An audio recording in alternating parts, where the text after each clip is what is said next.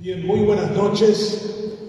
Antes que nada, mi gratitud al señor decano, al señor vicedecano, al profesor Barbosa, a los profesores de esta casa de estudios y a este maravilloso auditorio de gente joven en una ciudad con tanta tradición, con tanta fuerza identitaria, que hoy nos da la bienvenida para hablar sobre la identidad, sobre el tecó paraguayo. Eso que los griegos llamaban ethos, que era aquello que nos definía, que nos decía cómo éramos cada uno de los seres humanos. Y cuando uno, escuchándolo al licenciado Ignacio Núñez, habla sobre la crisis de la identidad, en realidad está hablando de una triple crisis que es coincidente con el de la identidad. Hoy tenemos una crisis de valores, nos preguntamos cómo somos los paraguayos, qué pasó de esa sociedad del respeto, de la jerarquía, del establecimiento de un maestro y un aprendiz, que ha sido la historia de los aprendizajes a nivel global. Y hablamos también, ¿por qué no?, de una cuestión que nos preocupa, que es el destino, hacia dónde vamos, con las cosas que tenemos, con una juventud mayoritaria, como la que forma parte de este auditorio esta noche aquí en Yutri. El Paraguay es el país más joven del mundo. Tiene un 65% de su población menor de 30 años. Hay un reciente país independizado en África que se llama Sudán del Sur, que se parece al Paraguay, aunque las condiciones políticas y económicas de esa nación sean bastante complicadas. El Paraguay tiene un recurso humano extraordinario que constituye su gran generación joven, a la que le debemos crear las oportunidades para que la democracia tenga sentido para esa generación. Hay una hermosa definición de Jefferson que decía, para mí la mejor definición de democracia, decía: la democracia es un sistema político de oportunidades, donde cada persona tiene que estar segura de que al menos tiene una oportunidad. O sea, un régimen democrático que no construya y no genere oportunidades para la gente no termina de entusiasmar ni tampoco en constituirse en democracia. La democracia, que la que conocemos, es la política, la electoral, la que cada cierto tiempo elige sus autoridades. Pero la democracia, en realidad, para que sea visualizada como una oportunidad, tiene que generar entusiasmo. Y qué linda palabra entusiasmo, viene de incius, el que tiene a Dios adentro, el que tiene una fuerza superior que le lleva a construir esos horizontes de oportunidades y que nos abren territorios nuevos. Si yo tuviera que preguntarle a la gente mayor, a los abuelos de ustedes, aquí en Yutri, acerca de qué era para ellos el elemento que les identificaba como sociedad en relación con el mundo, estoy seguro que dirían el ferrocarril. Y si miráramos todo el entorno de esta maravillosa ciudad, y si tuviéramos la posibilidad incluso de volver a recrear el tren que tuviera que pasar por ese maravilloso puente sobre el Pirapó, ese puente de hierro que todavía existe y que ha sido construido en Inglaterra, uno se da cuenta de que la relación no era simplemente lo que pasaba, sino lo que se quedaba. La transportación ha jugado un rol importante, y cuando dejó de ser el ferrocarril el elemento de comunicación con el mundo global, Yutri y otras poblaciones del Paraguay profundo terminaron de ser marginados en la corriente del desarrollo y de la prosperidad. Al principio, los colonizadores hicieron el desarrollo sobre los puertos ubicados en el mar, en los ríos interiores, y que realmente determinaban que una ciudad se construyera y se mantuviera como tal. La otra cuestión identitaria, probablemente de Yutri, uno diría: ¿y qué fue esta ciudad a lo largo de la historia del Paraguay? Y fue un nudo comercial muy importante. Aquí se compraban y se canjeaban productos como desde la madera, la yerba mate, por citar simplemente algunos elementos que hacían parte de ese comercio que se manifestaba a través del ferrocarril. Hoy hemos tenido un ejemplo del conflicto que genera las comunicaciones y el comercio. El que quiere ser presidente argentino estuvo por acá, Massa, en el día de ayer, y dijo: el Paraguay tiene la flota más grande de barcazas a nivel mundial. O sea, la mayor cantidad de barcazas que llevan soja a los puertos de Montevideo y a los puertos de Argentina y salen con destino a China son de bandera paraguaya. Entonces los argentinos dicen: bueno, ustedes tienen que pagar un peaje. pero no lo hace simplemente porque eso implica el cumplimiento o no de un tratado, o si viola o no la ley internacional del libre tránsito de mercadería por los ríos interiores. Lo hace con una profunda situación de frustración que le genera que el Paraguay haya podido mantenerse en condiciones de estabilidad económica con una inflación del 4% frente a una Argentina de 140% de inflación anual, que es lo que le ha llevado a la situación en la que se encuentra. Hay algo de celo en esa Argentina con la que ustedes también están muy relacionados. Hay una gran comunidad de paraguayos originarios de Yutí en Buenos Aires. De ahí que hay autobuses con destino a Buenos Aires que ingresan aquí a Yutí para llevar pasajeros. Eso también nos implica un sentido de pertenencia a algo mayor. A veces cuando miro las estadísticas y observo que Buenos Aires es la ciudad más poblada de paraguayos a nivel mundial. En Buenos Aires viven 2 millones de paraguayos y Asunción tiene solo 500.000 habitantes. O sea, 4 veces más paraguayos viven entre Buenos Aires y el Gran Buenos Aires que en la propia Asunción. Pero tampoco nos debería preocupar mucho. Yo les suelo decir a los argentinos, finalmente Buenos Aires fue fundada por Juan de Garay y 80 mancebos de la tierra de Paraguay. Por lo tanto, la historia de Buenos Aires es nuestra propia historia. O sea, nosotros somos un poco Buenos Aires y somos un poco argentinos, como ellos son un poco paraguayos o mucho de parte de esa cultura de la que nosotros venimos. Pero hay un elemento que hoy tiene una razón de celebración. Hoy es el día del idioma guaraní. El idioma guaraní hoy tiene una fecha nacional y es muy importante que estemos congregados aquí porque el elemento identitario del Paraguay es justamente su lengua. Hoy el diario El País de Madrid dedica un largo artículo sobre el guaraní, la identidad y fundamentalmente lo que dijo el licenciado Ignacio Núñez, la resiliencia, la capacidad de aguantar, que ha sido en la historia paraguaya una característica de nuestro país y de nuestra forma de ser. Ese idioma también es la propia patria. Cuando uno dice, ¿y cómo está relacionado la lengua con la identidad? Pues nosotros no podríamos entender el Paraguay sin nuestra lengua. El 75% de nosotros los paraguayos empezamos hablando guaraní y después hablamos español, pero nuestra identidad, nuestra manera de relacionarnos con el otro tiene que ver con el guaraní. Hay un famoso poeta llamado Pedro Encina Ramos que escribió una poesía hermosísima donde cuenta la relación entre la lengua y el país, la lengua y la nación, la lengua y la realidad, la lengua y la historia de la persecución.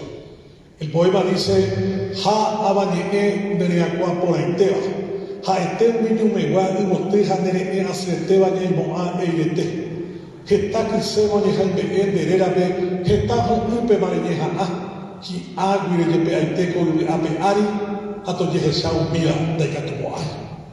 Esa última parte es hermosísima, dice: te han tirado tantas flechas, te han tirado tantos cuchillos, han intentado tantas veces matarte, pero sin embargo has sobrevivido, porque tú no eres solo la lengua, tú eres el país. Y ese elogio que hace el Papa Francisco a la mujer paraguaya, en realidad tiene un elogio de carácter identitario, cuando dice la mujer más gloriosa de América, porque salvó a su patria y salvó a su lengua. Eso lo dice un jesuita que ha tenido una alta presencia como congregación en la historia del Paraguay, con varias reducciones aquí muy cerca de ustedes. Ustedes vienen de la otra tradición, de la tradición franciscana. Bolaños es el que funda Yutí, es el que funda Caazapá y el que le da otro carácter a este pueblo. Los pueblos franciscanos son pueblos diferentes a los pueblos jesuitas y a los pueblos dominicos en la historia.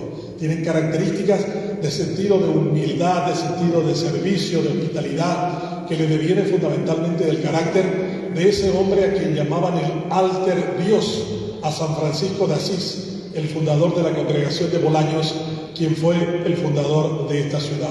Esta tarde, cuando vine aquí, fui a visitar el templo y vi que había un busto de recordación a Bolaños allí frente al templo que tienen ustedes aquí en Yutí. Nuestra identidad, por lo tanto, es también nuestra manera de reflejar y de reiterar nuestro Tecó Paraguay. Nuestro Tecó aparece en varios momentos para Ignacio en forma de resiliencia o de resistencia. Para mí, desde una perspectiva de renacimiento siempre a partir de la educación. A los paraguayos, cuando creímos en la educación, y acá hay muchos alumnos que están estudiando la carrera de maestro, porque a mí no me gusta decir docente, me gusta decir maestro, porque el docente es el que sabe la técnica, pero no necesariamente es el que sabe enseñar. Así como nadie le dice a un médico consultor, porque hace consultas, nadie debería decir a un maestro docente, porque eso implicaría que le están juzgando por la tarea o la técnica de llevar a cabo el proceso de aprendizaje. Cuando un médico consulta con un paciente, le está preguntando dónde te duele, con qué frecuencia, de qué manera, pero ese es el procedimiento para que después sepa cuál es la dolencia y cuál es el medicamento que tuviera que tener. En ese sentido, un pedagogo colombiano que suele venir a Paraguay dice: qué raro, Benjamín, yo suelo ver aquí en el Paraguay centros de formación docente, sindicatos de docentes. Pareciera que el maestro paraguayo no quiere asumir algo que tiene una jerarquía superior, que es ser maestro o ser maestra. Ese es el timbre de orgullo más grande que tiene alguien que se dedica a educar, a crear la tarea del aprendizaje, a cultivar los conocimientos y a partir de eso construir comunidad. Yo no creo que haya experiencia en el mundo que no se haya construido a partir de la educación. Y en ese sentido, un pueblo nómada como el pueblo judío, que crea una universidad, la Universidad Hebrea de Jerusalén se crea en 1928 y el Estado de Israel en 1948. Este es el único caso donde nace primero una universidad antes que el país. Pero si uno mira la lista de fundadores de la Universidad Hebrea, ve nombres como Sigmund Freud, como Albert Einstein, por citar simplemente algunos. Bueno, Israel dijo 2000 años de persecución, desde los tiempos de Moisés, dijo: hay una sola cosa que no nos pueden sacar. No pueden robar nuestra casa, nuestra fortuna, nos pueden perseguir, no pueden acabarse en millones de nosotros en los campos de concentración en Polonia, en Alemania o en toda Europa Central durante la Segunda Guerra Mundial, pero lo que cultivemos en la cabeza, hoy que años de Jesús. Ese tema de valorar lo que sabemos y lo que aprendemos es un capital enorme de sentido de orgullo. Cuando nosotros decimos que educamos para 4 cosas centrales: para hacer, para ser, para conocer y para convivir. Esas son las 4 razones por las que uno hace educación. Uno enseña a alguien para darle a conocer su verdadera dimensión del ser, que eso te indica el sentido de valoración de tu propia capacidad aprendiendo cosas nuevas. Conocer significa que nunca terminás de saber todo y que menos en los tiempos actuales donde el conocimiento dura cada vez menos tiempo. Vamos a seguir probablemente en este siglo siendo, y en el siguiente quizás, alumnos de manera permanente. Todo lo que aprendemos y todo lo que nos enseñan acaba en un muy corto tiempo. Antes, cuando Alvin Toffler escribió su libro La Tercera Ola hacia finales del siglo pasado, decía que los conocimientos duraban 9 años. Pobre Alvin Toffler. Ahora dicen que lo que se enseña dura 3 meses. Y quizás en poco tiempo será 2 meses y será después 1. Entonces el proceso de aprendizaje hoy tiene un cambio y una vertiginosa manera nueva de entender el proceso de conocimiento, de información. Pero ese es el insumo. Lo que sabemos no significa necesariamente que utilicemos para esas 4 cosas: conocer, ser, convivir y por sobre todo encontrar la razón de multiplicar esos conocimientos de manera cada vez más frecuente. Entonces los pueblos, para mí, en términos identitarios, nacen en función del conocimiento. Cuando veo que el Paraguay se convierte en una república independiente, lo hace porque entre todos los próceres de la independencia, el único que había leído más, que había leído a Rousseau, que había ido a Córdoba, era José Gaspar Rodríguez de Francia. Y ese conocimiento, y especialmente esa lectura de Rousseau, era tan importante que cuando vino a Paraguay y se encontró con el desafío de construir una república, dijo que tenía que hacerlo sobre la base de su cuestión identitaria que se forjaba en el aislamiento. O sea, el primer elemento característico de la evolución del Paraguay es que nacimos y crecimos durante un periodo larguísimo de aislamiento que arranca en 1814 y termina con Francia muerto en 1840. O sea, hemos vivido 26 años encerrados tan encerrados que no nos dimos cuenta de que por Paraguay pasó el hombre más culto de su tiempo, uno de los 3 grandes genios de la humanidad. Habían 2 anteriores, uno era un británico llamado Charles Darwin, el otro era un alemán llamado Alexander von Humboldt, y el tercero, el que vino a Paraguay extraviado, se llamaba Aimé Bonpland, era francés. Aimé Bonpland vino a Paraguay y Francia creyó que era un espía de alguna potencia extraña y no lo vio, no tuvo la oportunidad ni de pasarle la mano. Bonpland fue apresado y se fue a la cárcel que quedaba al lado de la Catedral de Asunción y posteriormente lo mandó desterrado a Santa María Misiones, donde él vivió, tuvo una hija, y Bonpland desarrolló una labor extraordinaria desde el punto de vista botánico, desde el punto de vista médico, y afirman algunos que cuando el doctor Francia comenzó a padecer de gota y le dolía tremendamente la rodilla, preguntó quién sabía cómo resolver ese problema, y Bonpland, enviado por alguien, fue finalmente el que acertó con el remedio para Francia, y Francia en agradecimiento lo liberó del Paraguay, y este hombre cruzó la frontera de Paraguay con Argentina y terminó desarrollando su labor parte en Argentina y parte en el Brasil. Aimé Bonpland, si ustedes entran a Google, dicen quién fue Caraí Bonpland. Caraí Bonpland es un hombre quizás, digamos que de la talla de Elon Musk, que venga ahora, el de Twitter, el multimillonario que tira cohetes y vuelve a reutilizarlos después. Era como si alguien de la talla de él hubiera pasado por nosotros y nosotros no nos diéramos cuenta del valor de ese personaje. Francia desconfiaba mucho de todos aquellos que supieran leer y conocer. Por eso la importación de libros fue prohibida durante todo ese tiempo. Paraguay incluso en ese tiempo de Francia desconfió de la propia Iglesia Católica, Apostólica y Romana, a la que proscribió su trabajo en el Paraguay, y se creó una Iglesia Católica Paraguaya que desempeñó su labor fuera del control del Vaticano o fuera de este ámbito. O sea, una de las primeras características identitarias del Paraguay, el aislamiento, la soledad, el autoritarismo y el temor a todo lo que viniera de afuera. Imagínense que el proceso de López, que arranca en 1840 y termina con Don Carlos en 1864, en 24 años, menos de los 26 de Francia, Don Carlos Antonio López desarrolla el Paraguay de manera tan portentosa que tenemos cosas que no habían en la región, por ejemplo, como astilleros, como fundiciones de hierro, como ferrocarriles, como telégrafos, por citar simplemente algunas de las cuestiones. Pero lo más importante de López no fue todo eso, sino el haber traído a un maestro español llamado Ildefonso Bermejo, que fue el que creó las escuelas de conocimiento y de capacidades en el Paraguay. O sea, una de las cuestiones centrales que hace que el Paraguay tuviera las capacidades para enfrentar incluso esa guerra genocida que arranca en 1864 hasta 1870 es porque teníamos gente con preparación y con conocimiento. El Paraguay creyó en la educación y en la formación de sus cuadros. Luego vino la gran pesadilla de la guerra del 70, que acabó con el 85% de la población. Le doy el sentido a Ignacio de la resiliencia. El Paraguay sufrió el mayor genocidio de la historia mundial. Hay 2 genocidios de los que se habla: el genocidio armenio en manos de los turcos, 2 millones de muertos, y el genocidio judío en manos de los nazis, 6 millones de muertos. Si nosotros miráramos porcentualmente la cantidad de población paraguaya muerta en la guerra de 1870, esa constituye realmente el mayor genocidio, porque muere el 85% de la población paraguaya defendiendo este territorio.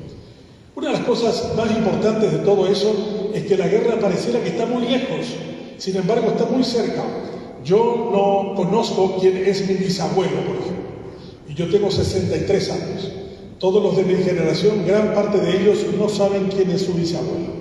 Yo conozco a mi padre, conozco a mi abuelo, y cuando yo le preguntaba a mi abuelo quién era su padre, pues allí eso se perdía en los nubarrones de 1870, 71, 72, 74. Pero hay una especie de fractura de nuestra comunidad como nación. El Paraguay es reconstruido por mujeres. Este es quizás otro tema para los antropólogos, para entender ese concepto de dónde nace uno de los matriarcados más grandes a nivel global. Este es el único país donde la mujer, la madre le dice a su hijo mi rey, pero no le dice a su hija mi reina, dice mi rey, porque había que cuidar al hombre ante la escasa cantidad que existía de nosotros para poder sobrevivir como nación. Entonces, uno de nuestros temas de Paraguay es entender de dónde venimos. Venimos, en el caso particular de mi generación, de un grupo de gente que no conoce ya la tercera generación suya hacia atrás. Y en el Paraguay, sin embargo, cuando esto era un gran osario, un gran cementerio, con Paraguay ocupado por los brasileros entre 1870 y 1876, los brasileños se van de Asunción en junio de 1876. López había muerto en Cerro Coral, 1 de marzo del 70. Paraguay era un territorio ocupado militarmente por argentinos y por brasileños. Ese fue un periodo realmente muy oscuro, del que sabemos muy poco acerca de cómo había sido esa presencia en nuestro territorio. Pero lo más interesante es que en 1876, cuando el Paraguay recobra su sentido de soberanía pleno, el presidente de Paraguay decide abrir el Colegio Nacional de la capital, la primera institución de enseñanza secundaria a nivel nacional que daba becas a jóvenes del interior para hacer sus estudios. Lo más interesante del Colegio Nacional, que se funda el 4 de enero de 1877, es que buscan a un director. Y como no había directores, porque no había gente con preparación, porque ya habían muerto en la guerra de 1870, hacen una licitación internacional. Y en la licitación internacional gana un mexicano, un monje mexicano que había dejado su congregación y estaba en Buenos Aires, de apellido Escudero. Y ese es el primer director del Colegio Nacional de la capital. Pero lo más interesante no es esa anécdota, sino que el salario que le ofrecían al director del Colegio Nacional era el segundo mejor salario del Paraguay después del presidente de la República. En 1877, el presidente de Paraguay tenía un concepto del valor de la trascendencia de un maestro que decide darle el segundo mejor salario. Después estaban los legisladores, los ministros y todo lo demás. El segundo mejor salario era el director del Colegio Nacional de la capital. Y lo mismo pasa porque ustedes son hijos de la educación pública. La Universidad Nacional de Villarrica del Espíritu Santo es nacional, es pública. Los que están aquí, ustedes son realmente privilegiados en este país. Constituye solo el 5% de los paraguayos que iniciaron el kindergarten y se fueron a la universidad. Eso significa un privilegio porque ustedes están financiados por millones de paraguayos que nunca tendrán la oportunidad de irse a una universidad y menos enviar a sus hijos y a sus nietos. O sea, cada vez que vienen y entran a una universidad pública, yo soy el hijo de una educación pública y yo valoro muchísimo eso. Para que yo fuera educado, hice el cálculo y le pregunté al decano cuánto cuesta la educación de cada uno de ustedes, porque les iba a hacer la división. Por ejemplo, el Estado paraguayo gasta $493 por cada estudiante en la escuela primaria y en la escuela secundaria. El Paraguay 493. Argentina invierte $7.000. Brasil invierte $15.000. Y así sucesivamente. Los países que más invierten son Singapur, Estados Unidos, Alemania, que están encima de $40.000-$50.000. Eso significa que cuando uno mira el presupuesto de gastos, nuestro sentido de la identidad tiene que volver a apalancarse en la educación. Tenemos que insistir y valorar una vez más de que todo lo que hagamos y dejemos de hacer como comunidad radica fundamentalmente en que lo que hagamos y dejemos de hacer en materia educativa. Eso es un énfasis importante. En 1889 se crea la primera universidad pública de Paraguay, la Universidad Nacional de Asunción. En esa universidad existían en esa época 4 profesores y 14 alumnos. Pero en términos estadísticos de proporción, la inversión en materia educativa en 1889 como en 1877 era superior a la inversión que tenemos hoy en materia educativa. Durante 35 años, Alfredo Stroessner invirtió 1% del Producto Interno Bruto en educación. Uno. Ahora estamos invirtiendo, casi 35 años de democracia después, estamos invirtiendo 3.2. La UNESCO dice hay que invertir 7%. Los países que hicieron un salto económico enorme invirtieron 12, 14, 16. Nosotros estamos muy lejos de eso. Y tenemos una grave crisis también, que es el hecho de que muchos chicos que ingresan a nuestras universidades no terminan la carrera. Solo el 10% de los que ingresan a la universidad acaban. El 90% prolonga su estadía y va desertando por el camino. Ese tiene un costo enorme porque si está viniendo a una universidad pública, estás ocupando el lugar de alguien que a lo mejor quiso entrar a la universidad y terminarla, pero que vos no le das esa oportunidad porque te quedás ahí trancando la evolución y la posibilidad de que esa persona llegue a la cuestión educativa que nosotros consideramos importante. Hay mucha gente que no se halla en la universidad y también nos hace falta mejores maestros en todos los niveles, en las escuelas, en los colegios y en las universidades.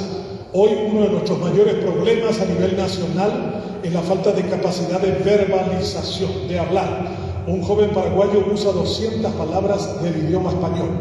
El español tiene 100.000 términos, pero lo que se usa cotidianamente todos los días es apenas 200. Hay un libro de Guillermo Jaime Echeverri, que fue rector de la Universidad de Buenos Aires, la universidad más grande de la Argentina, que se llama La tragedia educativa. Y Guillermo Jaime Echeverri, que es un médico, un cardiólogo, que fue rector en los primeros 10 años de este siglo, dice que también esa pérdida se ha dado en los jóvenes porteños. Nosotros decimos el curepí habla mucho de apoyo ni muy curepí de donde debe. Bueno, no, el curepí usa 300 palabras. O sea, también está en una situación bastante crítica con respecto a la verbalización. Y eso tiene que ver mucho con tu propio horizonte. Hay un filósofo del que hablábamos en el camino con Ignacio, que se llama Ludwig Wittgenstein, que Wittgenstein decía, era un austriaco, ¿no? El límite de tu mundo es el límite de tu lenguaje. O sea, en la medida que tu lenguaje sea mayor, que todos los días aprendas una palabra nueva, vas a tener 365 palabras en un año. En 10 años serán 3.650 y tu horizonte será mucho mayor. Tu mundo será mucho mayor. Tu capacidad de comprender el mundo también será amplificado a partir de eso. Esto nos lleva también a una cuestión, una, el privilegio de ser un estudiante universitario. Dos, la necesidad de mejorar nuestra capacidad de verbalización, que es el único elemento que nos hace diferentes a los seres humanos frente a los animales.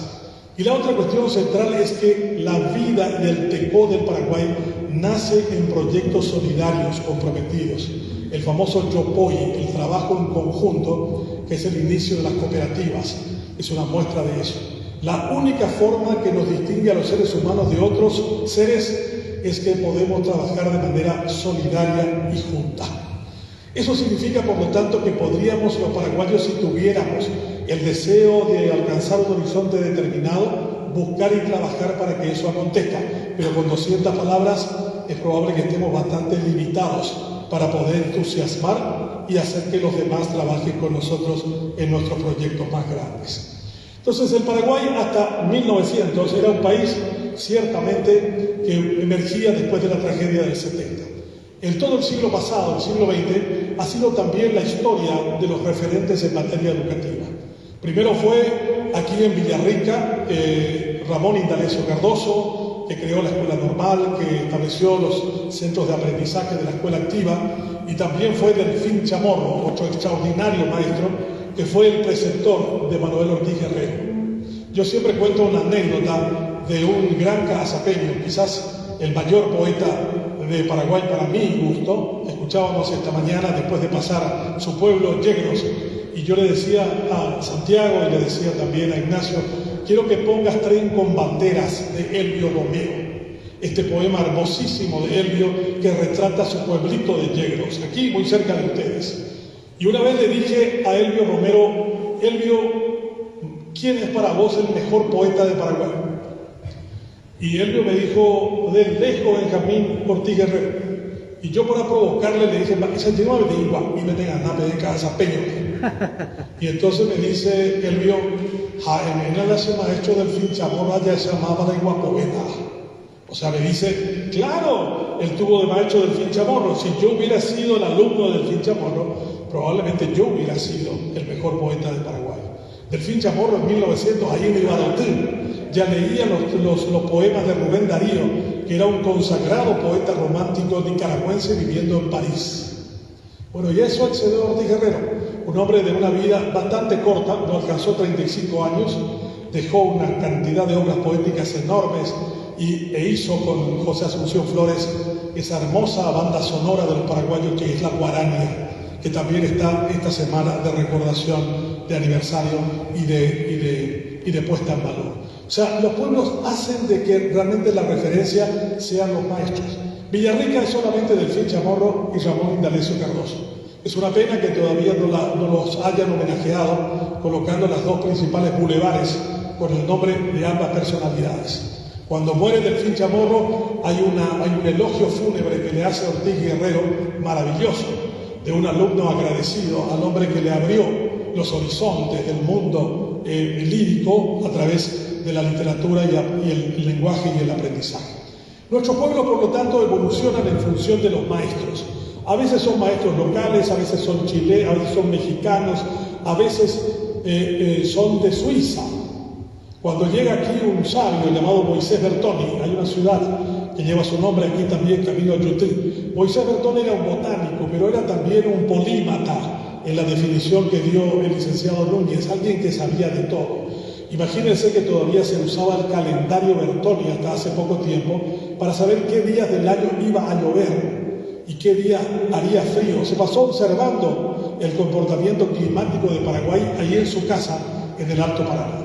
Y era un maestro tan grande, tan importante. Por eso muchos de los maestros que están acá nunca subvaloren lo que hacen. El alumno va mirando cómo hablamos, de qué hablamos, cómo nos sentamos, de qué manera nos reímos. Hay una capacidad del maestro para mirar cada gesto de ese que realmente está iluminando su camino. Y eso me pasó de una manera singular, porque hace poco siempre me llamó la atención porque el mariscal Estigarribia, que era un hombre bajito, chiquito, con una voz de vieja, porque era una voz de una mujer viejita, hasta el punto que sus comandados decían, "Barico, él añandengo a mí", diciendo, ¿qué es lo que está diciendo nuestro comandante? Y hace poco supe, yo dije, ¿pero cómo Estigarribia pudo manejarle a Rafael Franco? Un hombre extraordinariamente difícil de manejar, el héroe de Campovilla. ¿Cómo manejó a Garay? Eugenio Alejandrino Garay tenía 64 años y caminó 160 kilómetros en pleno sol del Chaco hasta el Grendagüe, un Colorado. Y Estigarribia nos manejaba a todos, a tal punto de que yo nunca entendí cuál era su secreto, hasta que hace poco leí una carta que le escribe Estigarribia a su madrina de guerra. Y le dice, querida madrina, yo le agradezco muchísimo sus oraciones. Sigo teniendo el rosario y la estampa que me dio antes de salir de Asunción. La guerra está todavía muy lejos de acabar, pero realmente estoy convencido de que vamos a ganar. Y cada vez que tengo dudas, se me aparece la imagen de mi maestro, del que realmente hizo de mí la persona que soy. Por eso, en su persona quiero agradecerle y recordar a ese gran maestro mío que fue Moisés Bertoni. Yo dije, ¿cómo Estigarribia, un chico de Caraguatá, tiene que ver con Bertoni? Había sido, Bertoni fundó las Escuelas Nacionales de Agricultura. La Escuela Nacional de Agricultura de Villarrica es obra de Bertoni, y todas las escuelas nacionales de agricultura. Y en una de esas escuelas nacionales fue Estigarribia su alumno de Moisés Bertoni, José Félix Estigarribia, y se graduó de perito agrícola. Después fue militar, después entró a la Academia Militar, se fue a Chile, se fue a Francia y se convirtió en un gran y valeroso comandante de las fuerzas de Paraguay en el Chaco. Pero él reconoce que no son sus generales, sus grandes maestros de las escuelas militares, lo que hicieron de él el hombre que era, sino un sabio llamado Moisés Bertoni. O sea, los alumnos son hijos de los grandes maestros. Y tenemos que recuperar esa memoria que hemos perdido los paraguayos.